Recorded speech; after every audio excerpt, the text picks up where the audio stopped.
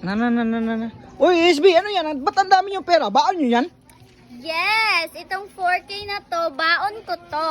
Tsaka, 1 minutes lang to sa akin. Kasi, ibibili ko lang dyan ng siomay sa tabi-tabi. Tapos, i-treat ko pa yung mga kaklase ko sa Sangyupsal. Kasi, masarap yan at mamahalin. Ganun. Itong 3K ko, 1 hour lang to sa akin. Kasi, kakain lang ako ng mga snacks.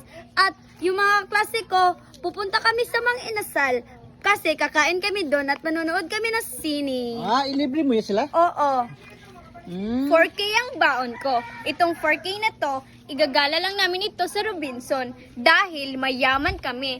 Ililibre ko to sa mga kaklase ko, papakainin ko sila ng masasarap na pagkain at bibilhan ko sila ng magagandang damit dahil ganito kami sa syudad.